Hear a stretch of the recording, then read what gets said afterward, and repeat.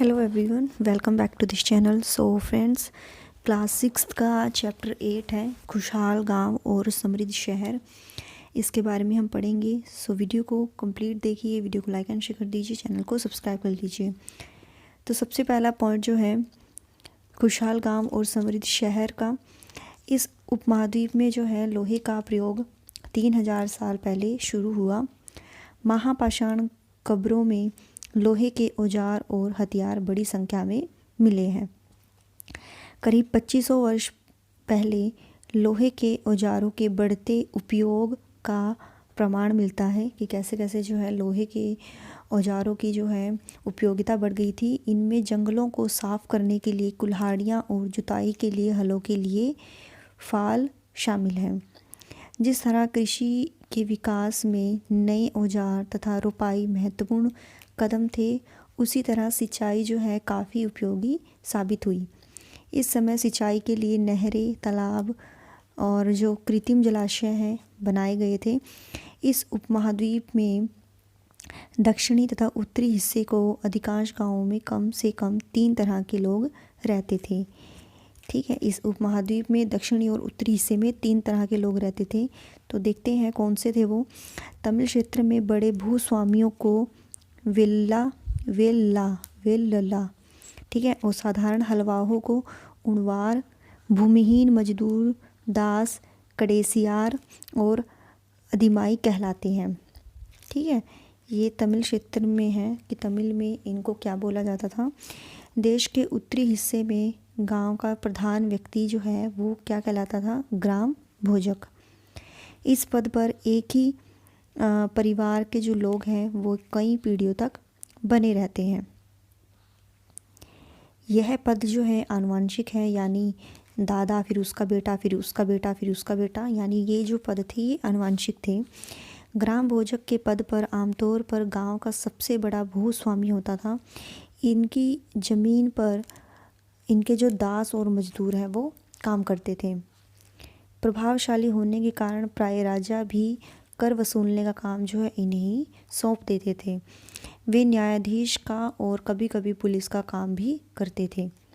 ग्राम भोजकों के अलावा अन्य स्वतंत्र कृषक भी होते थे जिन्हें गृहपति कहते थे। इनमें ज़्यादातर छोटे किसान ही होते थे। कुछ जो स्त्री पुरुष हैं उनके पास अपनी ज़मीन नहीं होती थी, और इनमें जो दास कर्मकार आते थे, यानी जिनके पास ज़मीन नहीं होती थी और वे दूसरों की ज़मीन पर काम करके अपनी जीविका चलानी पड़ती थी। तमिल की प्राचीनतम रचनाओं को संगम साहित्य कहते हैं। जो तमिल की प्राचीनतम रचनाएं थी, 2300 साल पहले रचना की गई, इन्हें क्या कहते हैं, संगम कहते हैं। गाँवों में रहने वालों के जिन तमिल नामों का उल्लेख यहाँ किया गया है, जो गांव में रहने वाले जो तमिल नाम थे वे संगम साहित्य में पाए जाते हैं। अनेक शहरों में वलयाकूप मिले हैं।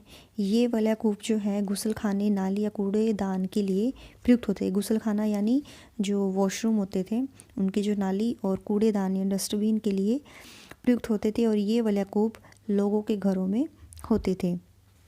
महलों, बाजारों तथा आम घरों के अवशेष बहुत कम मिले हैं। संभवतः लकड़ी, मिट्टी व कच्ची ईंट या छप्पर से बने होने के कारण ये ज़्यादा समय तक टिक नहीं पाए थे। ठीक है, बेरी गाजा में शराब, तांबा, टीन, सीसा, मूंगा, पुखराज, कपड़े, सोने और चांदी के सिक्कों का आयात होता था। हिमालय की जड़ी बूटियों, हाथी दांत, गोमेद, कार्निलियन, सूती कपड़ा, रेशम, इत्र यहाँ से निर्यात किए जाते थे।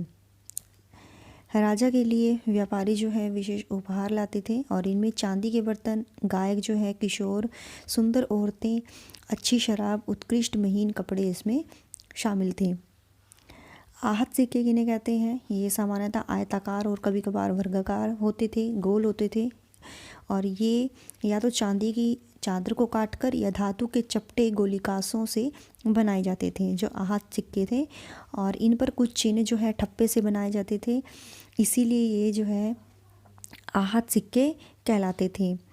ये सिक्के उपमहाद्वीप के लगभग अधिकांश हिस्सों में पाए जाते थे और इसी की आरंभिक सदियों तक ये प्रचलन में थे, यानी ईसा की आरंभिक सदियों तक के प्रचलन में थे। आहत सिक्के 500 साल चले। चांदी और सोने के सिक्कों पर विभिन्न आकृतियों को आहत कर बनाए गए।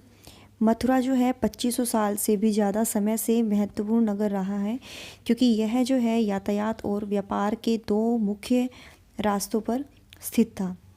इनमें से एक रास्ता उत्तर पश्चिम से पूर्व की ओर और दूसरा जो है उत्तर से दक्षिण की ओर जाने वाला था। ये जो रास्ता था, शहर के चारों ओर किलेबंदी थी।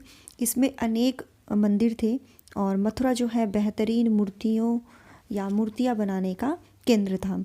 ठीक है, इसमें मथुरा के बारे में बताया गया है। 2000 साल पहले कुषाणों की दूसरी राजधानी बनी। मथुरा जो है एक धार्मिक केंद्र भी रहा है ना। मथुरा वृंदावन सुना होगा। यहाँ बौद्ध विहार और जैन मंदिर है मथुरा में, और यह कृष्ण भक्ति का एक महत्वपूर्ण मंदिर था। मथुरा में प्रस्तर यानी जो पत्थर होते हैं, खंडों तथा मूर्तियों पर अनेक अभिलेख मिले हैं। प्राय शहर के राजा रानी, अधिकारी, व्यापारी तथा शिल्पकार इस प्रकार का दान करते थे।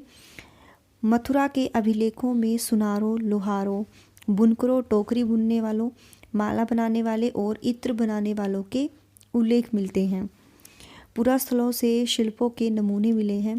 पुरास्थलों से इनमें जो है मिट्टी के बहुत ही पतले और सुंदर बर्तन मिले हैं, जिन्हें उत्तरी काले चमकीले पात्र कहा जाता है। ठीक है, पुरास्थलों से शिल्पों के नमूने मिले हैं। इनमें जो है मिट्टी के बहुत ही पतले और सुंदर बर्तन मिले हैं, जिन्हें उत्तरी काले चमकीले पात्र कहा जाता है, क्योंकि ये ज़्यादातर उपमहाद्वीप के उत्तरी भाग में स्थित है। कपड़ों का उत्पादन जो है बहुत महत्वपूर्ण था। उत्तर में वाराणसी, दक्षिण में मदुरै इसके प्रसिद्ध केंद्र थे, और यहाँ जो है पुरुष दोनों काम करते थे। अनेक शिल्पकार या जो व्यापारी होते थे, वे अपने अपने संघ बनाने में लगे हुए थे, जिन्हें श्रेणी कहते हैं। और शिल्पकारों का काम जो है प्रशिक्षण देना, कच्चा माल उपलब्ध कराना, तैयार माल का वितरण करना, जबकि व्यापारियों की श्रेणियां जो हैं व्यापार को संचालन करती थी। जो व्यापारियों की श्रेणियां होती थी, और जो इन्वेस्ट किया हुआ जो लाभ का कुछ हिस्सा जो होता था, वो जमा करने वालों को लौटा दिया जाता था, या फिर जो मठ आदि जो धार्मिक संस्थान थे उनको दे दिया जाता था। 2200 से 1900 साल पहले अरकामेडू जो है एक पतन था, यानी पोर्ट था। यहाँ दूर दूर से आए जहाज़ों से सामान उतारे जाते थे। यहाँ ईंटों से जो है बनाए ढांचे मिले, जो गोदाम रहे होंगे। और यहाँ भूमध्य सागरीय क्षेत्र के जो एलोरा जैसे पात्र मिले हैं। इनमें शराब या तेल जैसे तरल पदार्थ रखे जा सकते हैं। दोनों तरफ से पकड़ने के लिए हत्थे लगे हुए हैं दोनों। साथ ही यहाँ जो है एरेटाइन जैसे मोहर लगे लाल चमकदार बर्तन भी मिले हैं। यानी इस पोर्ट की बात हो रही है, कहाँ से कैसे कैसे बर्तन मिले हैं। और इन्हें जो है इटली के एक शहर के नाम पर एरेटाइन पात्र के नाम से जाना जाता है। इस मोहर लगे सांचे पर गीली मिट्टी को दबाकर बनाया जाता है। यहाँ रोमन लैंप, शीशे के बर्तन और रत्न भी मिले हैं। छोटे छोटे कुंड मिले, जो संभवतः कपड़े की रंगाई के पात्र रहे होंगे। और यहाँ पर शीशे और अर्ध बहुमूल्य पत्थरों से मनके बनाने के पर्याप्त साक्ष्य यहाँ से मिले हैं। कुछ मिट्टी के बर्तनों पर तमिल ब्राह्मरी लिपि में अभिलेख मिले हैं। और रोम यूरोप, उत्तरी अफ्रीका, पश्चिमी एशिया तक फैला साम्राज्य था।